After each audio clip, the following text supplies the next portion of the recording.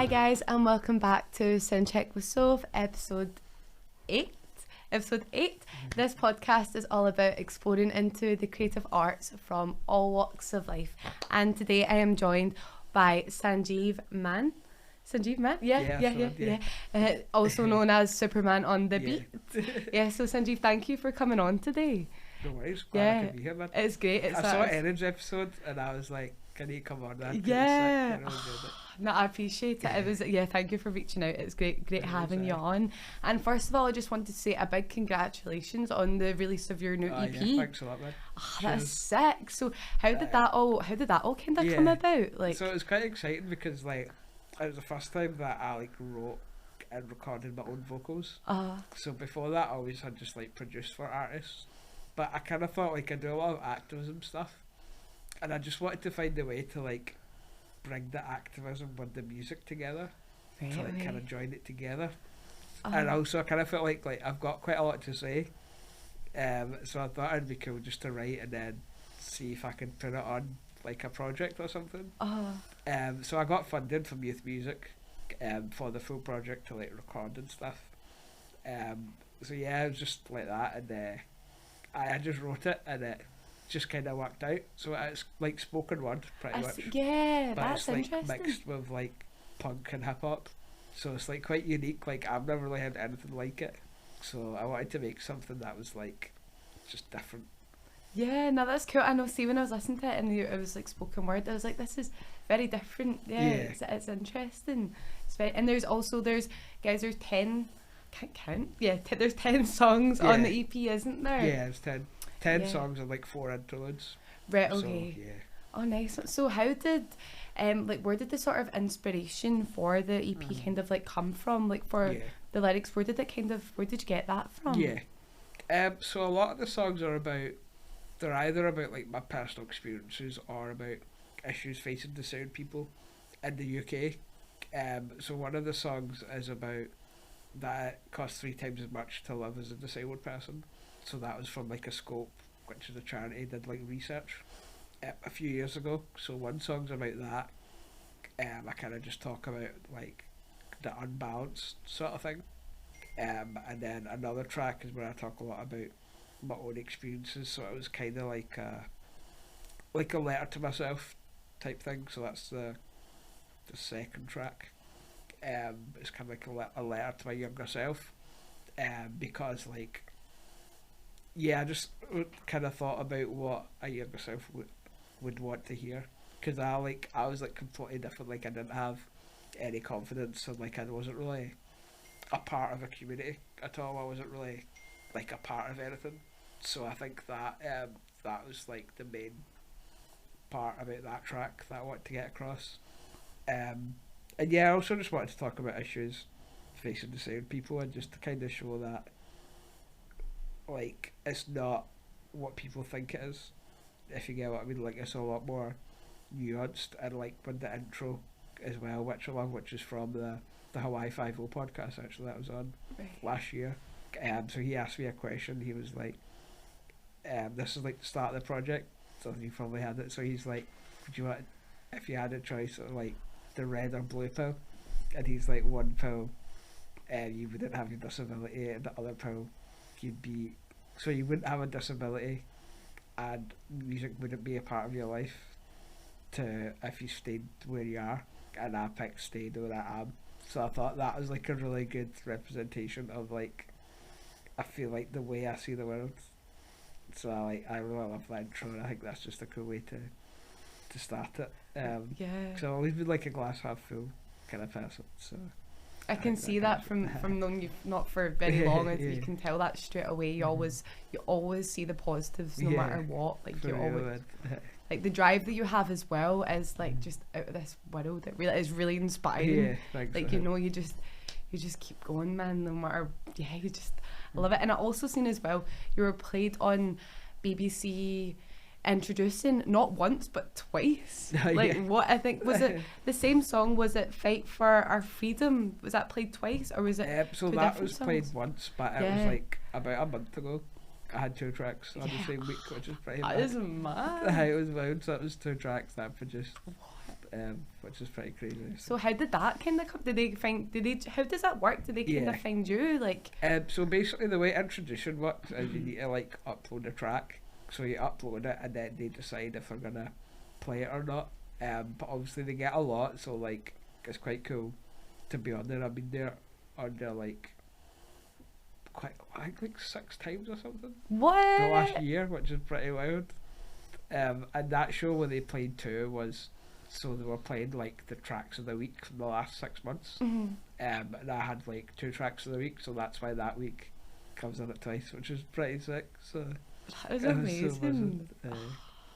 Wow, you're doing bits, I know you do so much. We were saying that, guys, before we started. We were talking about like there's just so much going on. Like honestly, like it's amazing. So, how would you kind of describe the sort of music that you do? You were saying about like, you know, your personal experiences and things like that. So that has a big part to kind of do with it. Like, I would say like the stuff that I wrote and like the EP is definitely like a big part of that. But in terms of like production and like the style of music or whatever, I would say it's always got like a hip hop center. Like at the center of it, it's always got like elements of like trap or like old school hip hop.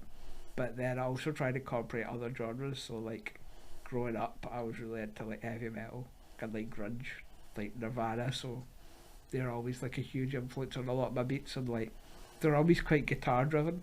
Like kind of distorted, kind of rocky guitar for like a hip hop beat. So I kind of make all genres though. Like when I go through the beats I've made, they can go from like pop and garage to like full on heavy metal.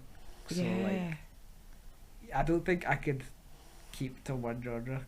I think I would get bored.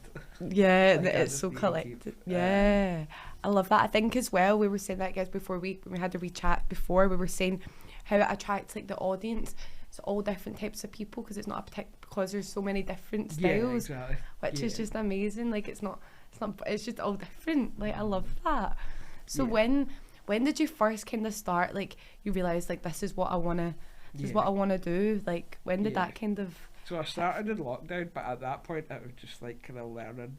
Like I never really saw it as like what I wanted to do. But then as it kind of started going well, and I feel like I sort of found out that I was good at it, that's when I was like, do you know what, I'm gonna try and I think this is like what I want to do. Like I think this is like my main purpose is music and like giving people a voice, and I think I do that through the activism, but music as well is like another way to give people a voice to share their stories and stuff like that. And I think that's what we need to like. The more we hear other people's perspectives, I think the more like we can come together. And I think that's why like collaboration is so important to me. Like we mentioned before as well about that. It's just so important to me because I feel like that's the way we're all gonna grow together. And like, if one of us grows, we can all grow. Instead of like being from the view that like there's not enough room for all of us. But I think there's enough room for all creatives to do what we want to do. Yeah, not exactly. Like, and I feel as well like you just said about like collabing with other people and just getting everyone involved. It's such a nice way to look at it. And you were saying as well about the sort of like the hip hop community. It seems like such a like everyone seems so tight. Like it just seems such a nice community, and I'm not very familiar with like that sort of like community. I do love hip hop, but I didn't really know much about it. So when I was doing my wee bits of research and things like that, I was like, wow, like they all seem so close. Like what's that like? Like it's really cool to have like a community, because like growing up, I wasn't really a part of a community. So I think that's why it was so important to me to like build a community and be a part of a community. So I think that's like, it's just really cool to know that we're all looking out for each other, and like we're all on the same path and we want to do the same thing. So like I kind of call it my tribe. Your tribe. It's like my tribe of people, which I like that. I've found, but it's quite lucky though, because I feel like a lot of people don't. I feel like majority of people don't really find their true tribe of people, and like their purpose, get what I mean? So yeah, I'm just so grateful to have yeah. done that, man. They're all grateful to have you as well, man. Like, absolutely. So, see, when you were talking about like collabing, like, how did that? When did you start like kind of like collabing with other people? Yeah, so like as a producer, at the start, obviously, like if you want to do music vocals, I kind of had to rely on like working with people, because like as a producer, like producers typically don't really like release like as an artist. Like most other producers kind of start with like selling beats and stuff like that. But the reason that I started out as an artist is because like I noticed there's like a complete lack of like disabled artists or people like me in the music industry. So that's why like I wanted to be like an artist in my own right, to be like visibly more visible in the industry, just to kind of bring that. So that's why like when I release with like artists that are on the vocals, so like we both released together.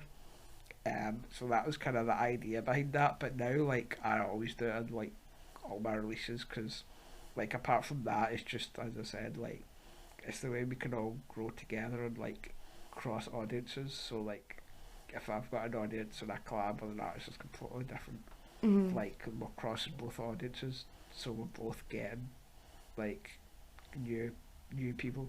So Yeah, like, that's because a really cool way of doing it.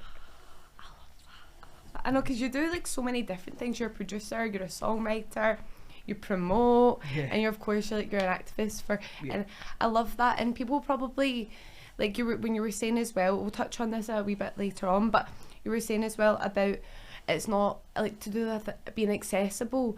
Like there's not like, you know, many people with like disabilities and things like that who are. And do you think that is genuinely just down to places being accessible for people to be able to be in and things like that as well? I think like in terms of music, I think there's a few issues. So partly access to venues like as an audience is an issue, not as much, but it's still an issue. And then also like to the stage is the main one, to be able to perform. There really isn't. So like if you think about artists, like it's kind of hard to start your career if you can't perform at small venues. So that's kind of why, like, that's probably one of the reasons why there's a lack of disabled artists. And also that's probably why there isn't any role models. So like growing up, like if there was somebody like me that I thought like, oh, I want to be like him, like I didn't have that at all, really.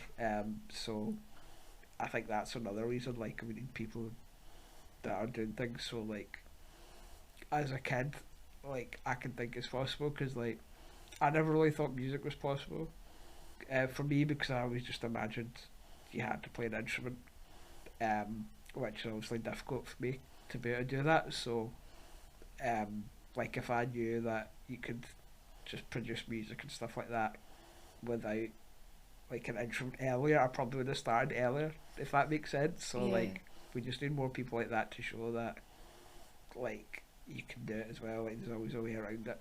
If you want to do something, then just go for it, man. Do it, like you'll find it. And I'm sure people look up to you as well in that way, and be able, like, you know, because they can see and feel inspired, like, you know, like to be able to, like, it is possible, like exactly. It is, like. So you were saying as well, I know guys, lockdown, we don't like talking about lockdown, but for you, like that is, you can really see the positives from, of course it was hard, but you can really see the positives from that, because without having that time, you probably wouldn't have went on to, so were you just like in your room and then you just started like making beats and things like that? Or it's pretty bad. So like with lockdown, obviously, see, because I was shielded as well, so it was like even longer. So like that's when I just started making beats, because I had loads of time, and that's just how I got better at it. But always, like, I hated lockdown at the time, but looking back, like, I wouldn't be this far in music if I probably wouldn't ever started if it wasn't for that, like having that time to just do it every day. Cause that's pretty much what I did. Like I used a software called Soundcheck, and I just learned on YouTube, and then I literally just like made a beat every day, and I still do probably on average make like a beat a day. Oh, so wow. I think that's like my advice for just keep doing it every day, man. Like no matter what it is, Like it can be anything, but just do something towards it. Yeah. Every day, and like you'll get there, man. I love like the drive you have. Honestly, like it's a beat a day. I like that. It's like a beat a day. No, it's very interesting. Yeah. So, I also seen as well to do with your EP. You had like a listen part, like a listen sort of part. Was that in Buena Vida? Radio Buena Vida. Yeah. Yeah, one of my friends, Gloss, who was previously on Guys, Gloss, does bits for Buena Vida. Oh, really? They're really nice guys. Yeah, they seem lovely. I've seen so that. Cool. So how was that then? Like your sort of, was it cool? It was really cool, man. So it was actually at the beginning, like, so when the BBC documentary that came out a couple of weeks ago, so like we were doing filming for that, and it was actually one of the guys that was filming that had the idea, like that it could be cool for like filming. So they actually had the idea, and then I was like, do you know what? Even like it's such a cool idea, even if we didn't have the filming. I just like how it was just a cool way to bring everybody, the community together. It was just such a vibe, man, and like it was basically just like a little party with me and all my like best pals pretty much, and like we listened to the project. Yeah, it was really nice just to have that memory of listening to it like for the first time, really, like with all my kind of friends and people that I love around me. So yeah, it was so good, man. I was really emotional actually, like just the whole day, and just like with the EP and the like the doc as well. I was just like really emotional, but in like a good way, if that makes sense. Like, really. So you're really proud of yourself as well, like, you know what I mean? For, like it's amazing. And that was the other thing I wanted to talk about is the documentary. So there's a documentary on BBC which you should go check out now. And it's the episode, it's Tune, isn't it? It's an episode. The series is called Tune. So you can just search that or Supermann, that should come up. So how did that sort of like come about then? So they actually they contacted me the end of last year, just saying that they've kind of got an idea of, so Tunes has got like 4 other episodes, or like different genres and different kind of like music communities, and they thought that it'd be a good idea to do something like with me, because they actually heard about the EP coming out. And that's kind of where they thought that would be a good thing to build it around, to build the project. So they just asked me, and they kind of knew, because I had done stuff for BBC before, like for BBC Social. I used to make videos for them, and I've been on here and there for different things like the petition stuff. So, they just asked me, and I was obviously said yeah. But it was really cool, like, just to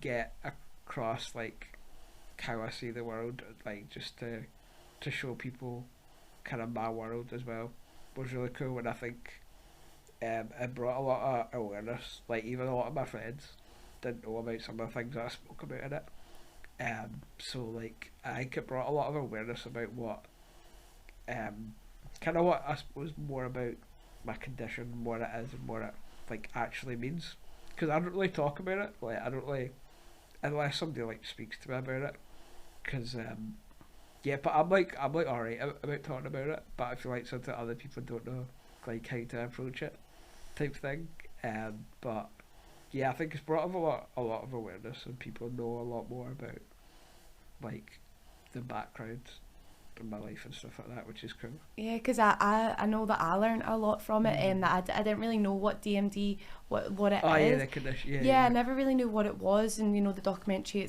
it's we're learning about a lot about your life, you've grown up, and then your musical journey and things like that, and it was very interesting because you don't really know, like, unless you're around people. Exactly. You don't really know much about it, and you, the bit as well in it where you were saying like you felt like if it wasn't for your disability you wouldn't have the drive and things like that. Do you want a wee bit more about that, kind of how that? That's something that I feel like is quite an important part of me and my story and my journey, and like what I want people to know, if that makes sense. So like I have said quite a few times that like I'm almost glad that I'm disabled, and I think I mentioned in the documentary like to society like those shouldn't go together, Like, get what I mean? Because of how society views disabilities, like, it's just always a bad thing straight away. Like, it's never, when you say to anyone disability, like, they naturally just think it's bad, like, just off the bat. And it's not really anybody's fault, it's just, like, the biases that have built up, like, over time about disabled people, and that, like, would need to be fixed. When, like, on one of the tracks on the EP as well, I'm like, I don't need to be fixed, like, this is me, and, like, I wouldn't, like, this is meant to be, like, this is the path, so, like, there's no point thinking about there's, like, no point worrying about the past or the future, because, like, it's not even happened yet, so, like, there's no point wasting energy or thinking about, oh, this, that might happen, or, like, something that's happened in the past because it's done. Like, you can't do anything about it, so there's no point, like, stressing. Yeah. You know what I mean? So, like, that's why, that's kind of how I see it, and, like, I want people to know that, like, I wouldn't be me without it, so, like, it's just part of me. It's not something bad that's happened to me. I don't see it like that. Mm-hmm. And that's kind of what I'm trying to change, like, people's mentality towards disability. But I think it's because of things that's just happened, like, over years, like, even in, like, books and just the media and stuff like that, it's always, like, negative. Like, even the one disabled, like, that's negative. Get what I mean? So, like, that's what I want to try and change. But I think we've moved forward a lot, like, considering, like, disabled people pretty much weren't out in the public until, like, the 60s, really. So, like, in that short space of time we've went far, but it's always crazy when I say that to people and they're like, what? I know like, that and then they don't realise, they're like, it kind of clicks afterwards, but when you see it, they're like, what? But that's, like, literally the 60s is how long we've kind of been in the public, like, outside. It is mad, because it's not something that you do, like, and I'm so glad that, I know that I'll definitely be a lot more, like, I'm a lot more aware already of it, like, you know what I mean. And I think especially with your voice, I think that is definitely going to help a lot of people be a lot more be aware and a lot more understanding of how it actually is for, you know, people with disabilities. Because the one thing I think that really clicked for me was when we're talking, guys, about access in the venues and things like that. I didn't realise, like, that there wasn't that there wasn't that access, like, and we're talking as well about your petition that you had last year to make venues more accessible. I think that is amazing that you did that. Like, I really, like, you know, it takes a lot as well, I think, like, to be able to be like, this needs sorted, like, this needs to change, like, need to make a difference. I think it's important that, like, as well as collaboration, but, like, we think about everyone collectively, like, it's for everyone, including me. Like, it's not, like, everything we do shouldn't be about, like, our own gain, if that makes sense. Like, it should be collectively, like, as one, like, as one people, if that makes sense. Like, because I feel like if everything was like that, I just feel like the world would be a lot better place if we just all, because we all want the same thing. That's the thing, like, every human has the same wants and needs, so, like, why do we need to have so much division, man? Like, at the core, like, it's the same thing we all want, so why, like, does it need to be so violent, or the wars and all that going on? Like, I don't really get political, because, like, to me, I don't see the point in it. Like, if we're all wanting the same thing, like, what's the point in getting political over it? You know what I mean? So, you just want to, like, be supportive of each other and want everyone to do. I get what you mean. Don't really want to get too in. It's just, there is so many different things going on, and it takes nothing to just be kind and be supportive of each other. It really doesn't. If anything, I think it's a lot harder to, like, be like, to be not like, to not stress you out. Like, exactly. I don't know, like, it's mad. So what, like, what's going on with the? Have you heard any news about the access like into venues and things like that? Like I've not really seen like. There's not really been like a physical change, I feel like, but there's definitely been a change of just like awareness. I think I mentioned like before when we were chatting about the podcast about the petition. So like you need like 100,000 signatures, which is a bit wild to get to like a government like select committee type thing. I think we got a few thousand, but like which was a bit frustrating. Obviously, I wanted to get more to try and get to there, but I think it's a win because it was on like loads of different newspapers, BBC, STV, and like a news piece. So for me, that's like a big win because like it's bringing the issue to the mainstream. Absolutely. And like it's something that somebody that's randomly just watched the news was like, oh my god, like I did not know that was an issue.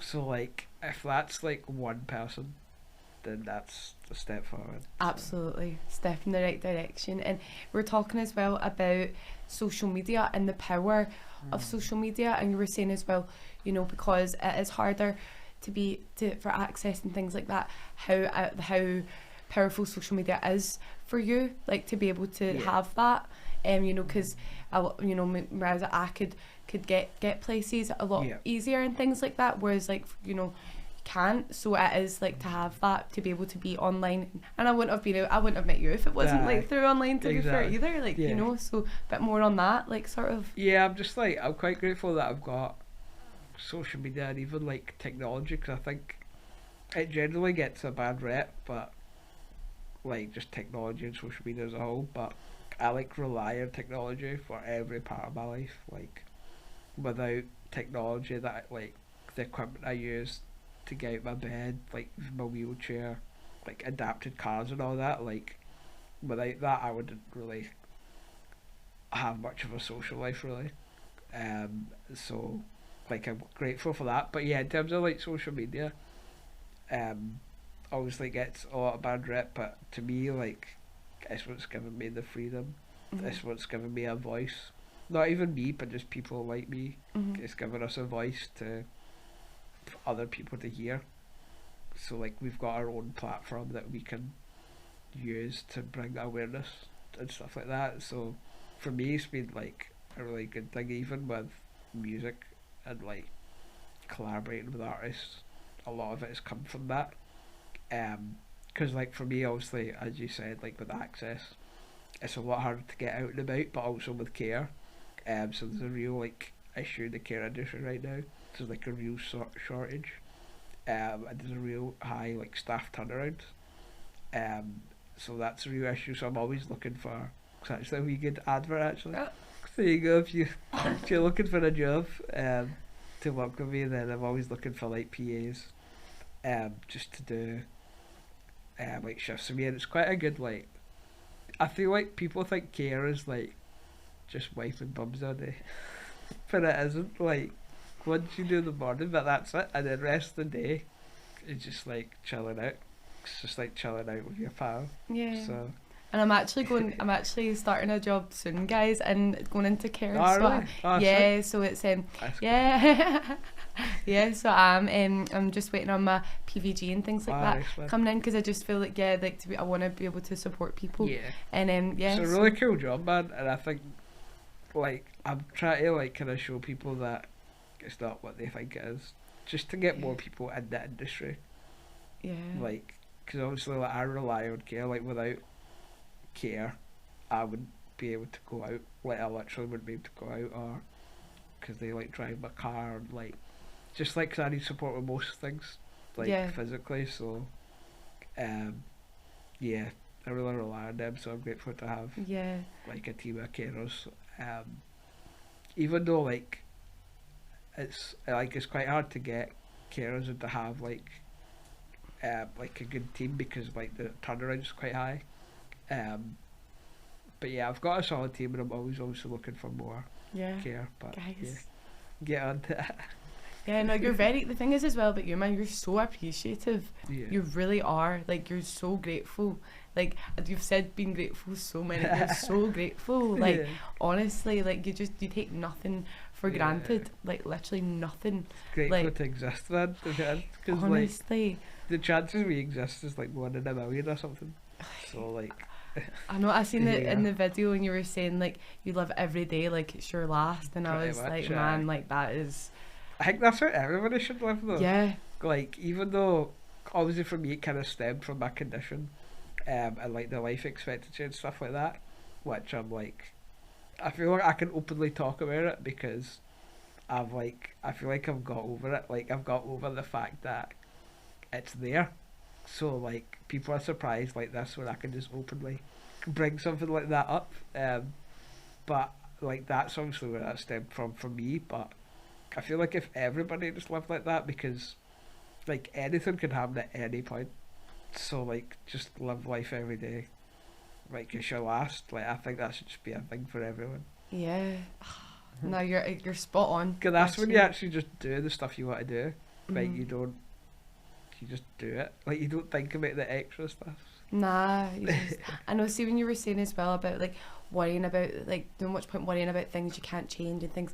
I know with myself, like I can be quite bad for that. When we're talking about it, I'm like, Sophie, you did that all the time. I do. I lie in my bed at night and I'm like, oh, what if I did this? What if I did this different? Or like, oh, but like you can't. You're so spot on. You can't change it. Like it's a new day. Focus on what you can do right now. You can't. Yeah. You can't go back in time. You can't go back. So. Like. And a lot of the time as well, probably if you did go back, it wouldn't have been the same. You've learned. It's a learning experience. Like bad experiences, like even if you think, oh, I wish I did that, like you learn from it so it doesn't happen again.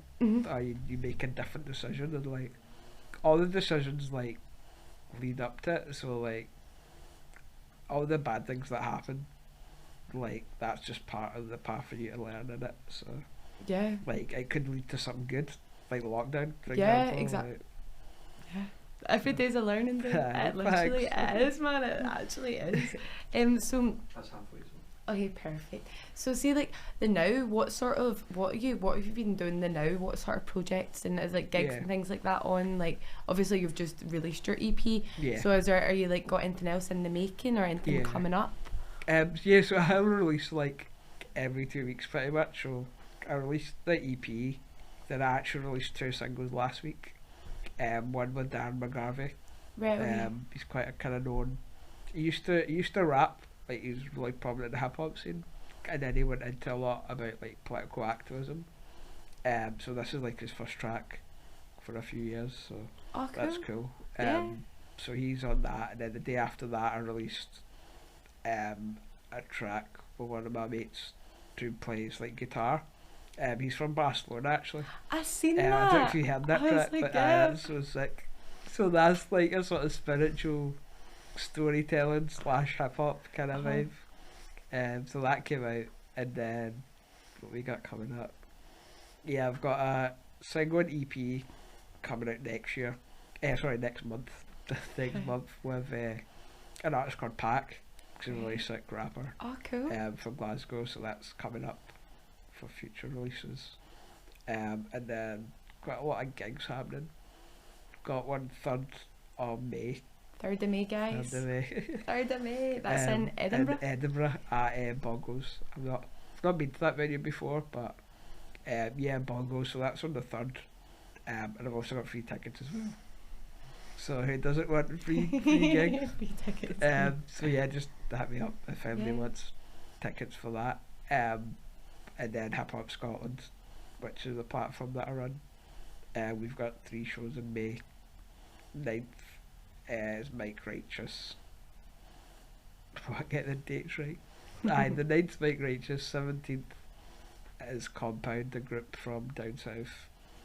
And then on the 26th, is Pavan and Sonny Jim from down south as well. So, cool. So like we bring up artists from like down south as headlines usually, because they've kind of got a bit more audience, and then we put like Scottish artists on support, just to try and cross over the like people that come for the main artist, for them to see like to some really cool artists like on our doorstep Yeah. that aren't that different. Get what I mean? Yeah. So, That's it. Yeah, I've seen that as well. Like people who are like up and coming, you really try and get them involved and things like that as well, because everybody starts somewhere, and then it opens up so many doors. We were talking about that. One thing can lead to this, and yeah, that it's crazy how it works.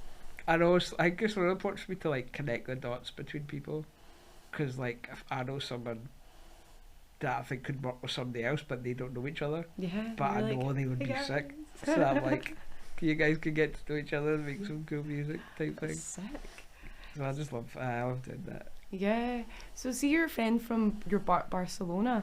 Did he come? Does he live in Barcelona? No, he lives here. He lives here now. He's my friend's partner. Oh, right.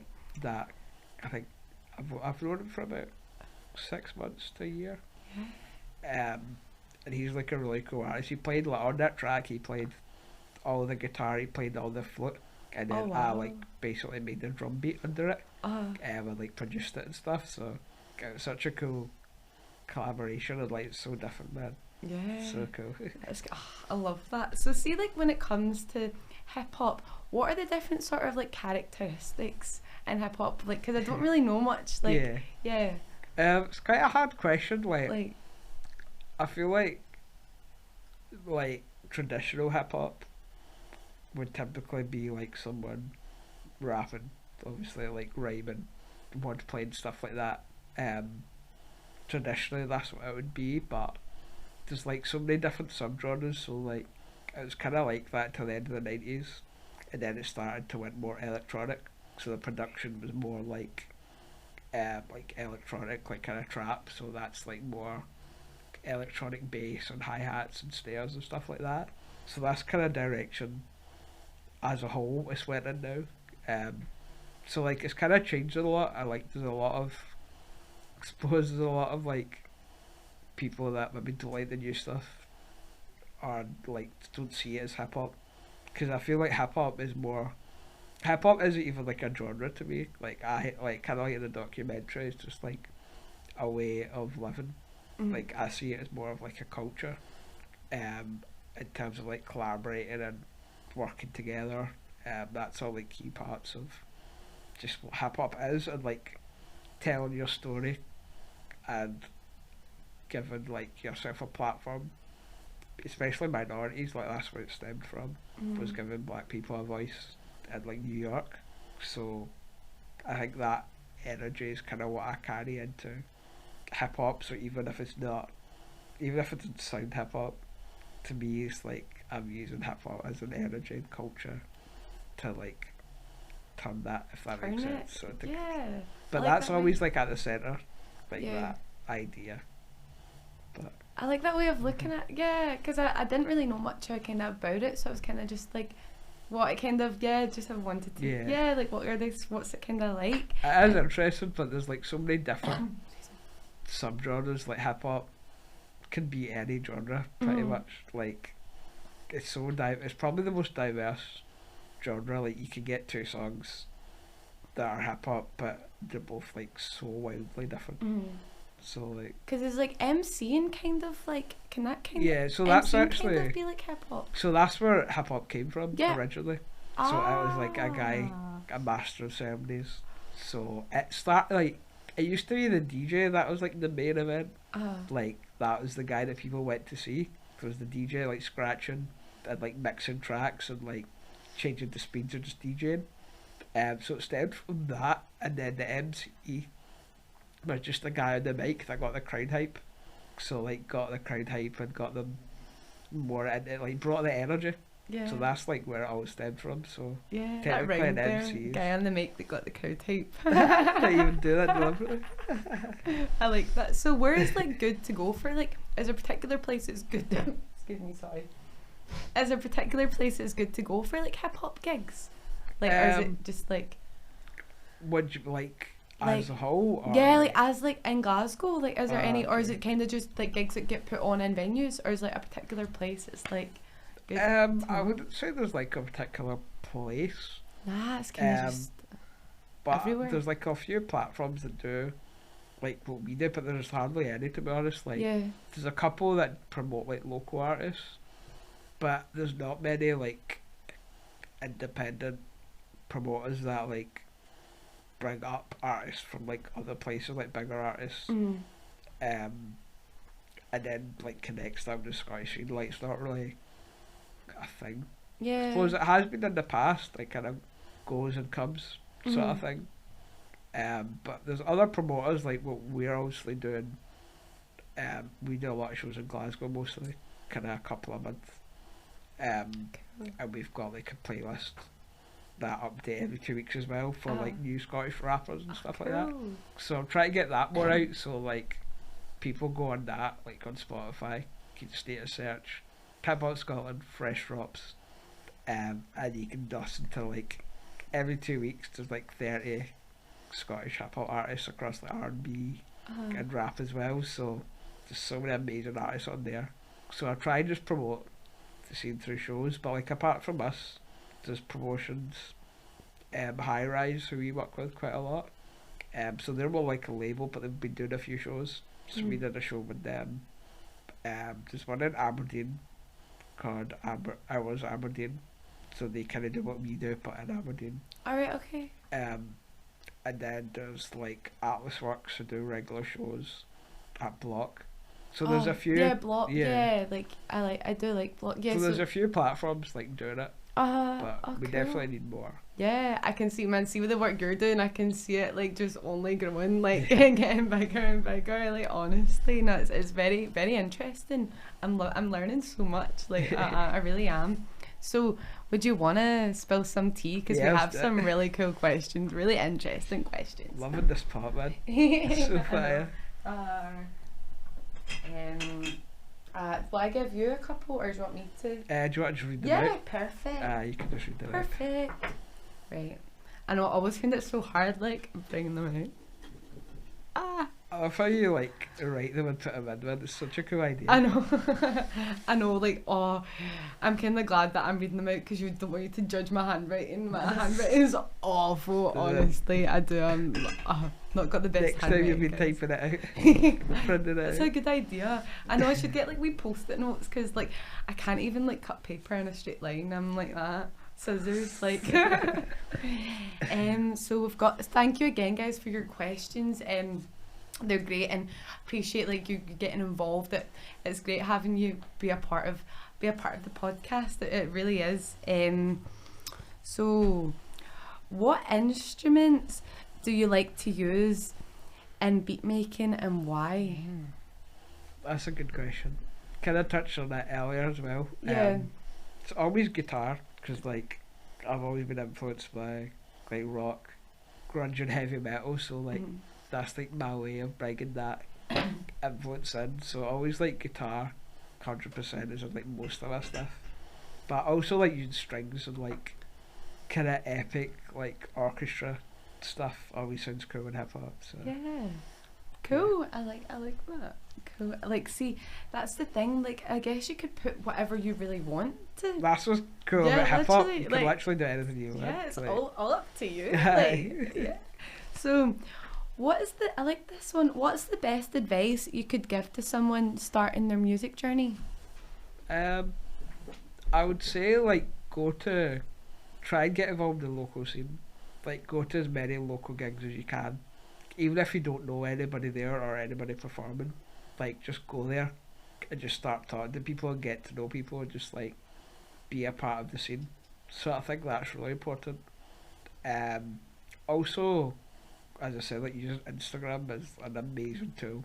Like just somebody told me this is kind of what I try to do. Is like if you message like 3 new people a day on Instagram, like that's gonna do crazy things. Like if you just keep doing that every day and just build relationships with people, like that can open up so many doors and like open up future collaborations, stuff like that. But I would say like try and like build relationships instead of just going in and like saying like do you want to work together, or like it's good to get to know the person first, connecting instead of like, because it's kind of annoying something when you get a message and somebody's like asking for something but like they haven't even said hello. So like that's a good place to start, is just to chat, just like this, pretty much. Yeah, like the way you, I mean, as well, the way you, when you messaged me, it was like, oh, like what you do, like, oh, how you doing, like, you're not just like, yeah, it's like you're it's actually so wanting to get to know people. Yeah, no, absolutely. Who would you like to work with on the scene right now? And the Scottish scene, or like just entirely up to you, man. Like, if you could. Try to think. Do I want to work on the scene that I've not? I know, I was going to say, who have you not worked with on the scene, rather? Like, damn, that's such a hard question. It's alright if you. There's a lot of so many. There's too many to name. Yeah, nah, that's it was a good question. Yeah, but there is. I can imagine there's so many. So if you would like to work with Superman on the beat, then hit him up. Yeah. Hit him up. If you could have any superpower, what would it be? For that, what was like a superpower? Probably fly. Matches the whole Superman vibe. Flying, yeah, literally. Or probably like a hover chair or something. Yeah. Like a flying hover chair with like jetpacks and stuff. Yeah. Oh, I feel like I would like to say, is telekinesis that when you can read people's minds? But then also I don't know if I'd want to read people's That'd minds. be overwhelming, man. I know. Like imagine this sort of stuff. That'd be too dark. I don't know if I'd want to know. Way too dark. No, I don't know. Maybe to be, I don't know. Maybe what's teleportation, to be able to teleport places. That'd be so sick. That would be pretty cool, just to be able to like, right, I'm just gonna go like, I don't know. I think I'm gonna nick that one. Yeah, I think I'd go for that because like you could just click and you could just be in like Jamaica. Yeah. On the beach, just chilling. See, got a wee spare hour. See, sometimes I wonder that about like birds, because they fly from like one place to the other, like countries, and I'm just like, yeah, like sometimes I'm just like, how take them so long. Yeah, like what? I know. Like, I don't know, man, the things you think about when you're just lying in your bed at 1 a.m, honestly. This one's from Erin. So Erin was last on the show. Thought this was a good one. If you were a cartoon character, what universe would you be from? And the examples she had were like Rick and Morty, like Horrid Henry, like so if, like what universe? Yeah. Like I don't know. That's so difficult. I know, like that's such a random. I know it's that's so such random. An Erin question.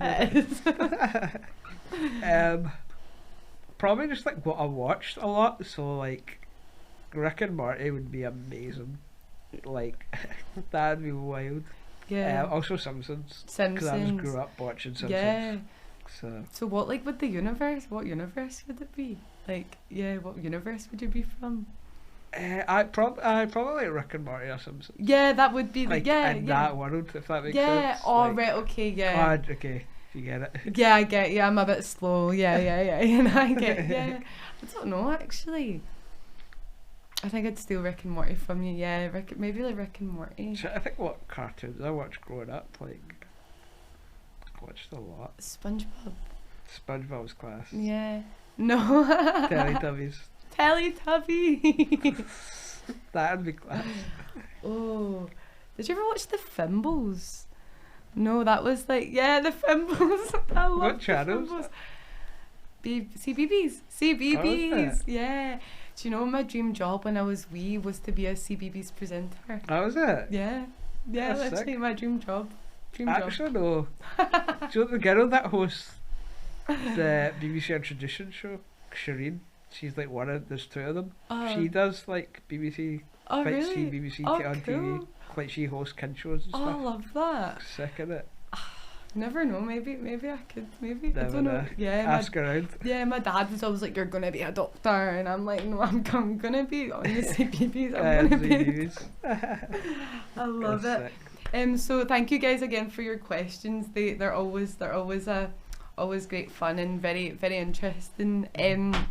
Also, so well, I remember you have merch. Whoa. So this is an exclusive. Yes. Podcast. So this is you've literally just got it. Literally like you? an hour ago. Yeah. I got dropped off. So guys, if you're interested, we have new merch. Well, no, I don't have merch, but Sanjeev has merch. Yeah. Yeah.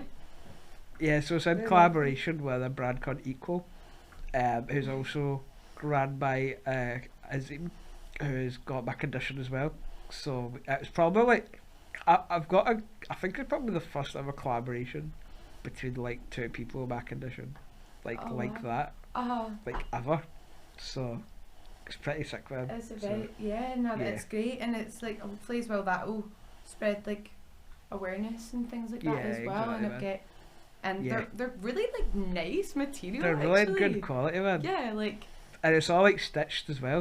Like I hate when the logo's like printed on stuff. Cause it just comes off. And what's even got guys like even like pure fancy labels and fancy.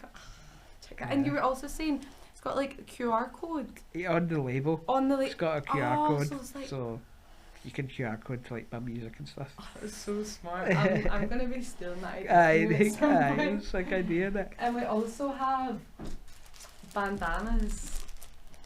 Because you love your bandanas. I know. I promise I didn't copy you today. I promise I didn't copy you. But no, I do it. They're very cool. I like them. Can you see them? Yeah, so they're like quite limited, those ones. So I've only got 10 right now. Oh. So if you want one, then I've got 9 now because hit me up. Aye. Now that's sick. So guys, please do check out Sanjeev's merch. And so where can the listeners find you on your platforms? So Ask Superman on everything, so ASK Superman with 2 N's, and then Spotify is Superman on the beat. Perfect. So you can check out my music and just what I'm doing. Yeah, and definitely guys, please do go check out the documentary on BBC iPlayer. It's called Tune. It's called Tune, and then it's called such a cool name. It's called The Superman of Scottish Hip Hop.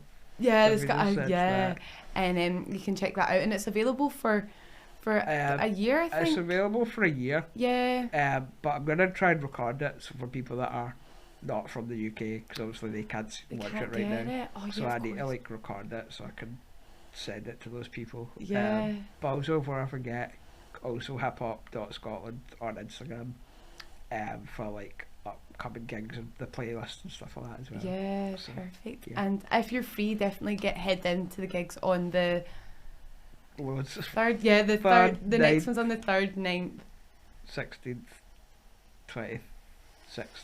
Yeah. Ish. Yeah, check them out. Hopefully we'll see you at one of the gigs. And honestly, thank you again for coming on. It was great chatting to you, man. Thanks a lot for getting me on, man. It was great fun. Sick, so. Thank you, and hopefully maybe we'll have you on again at some point. Yeah, for sure. Thank you. No worries. Thank you guys again for watching, and I'll catch you next time.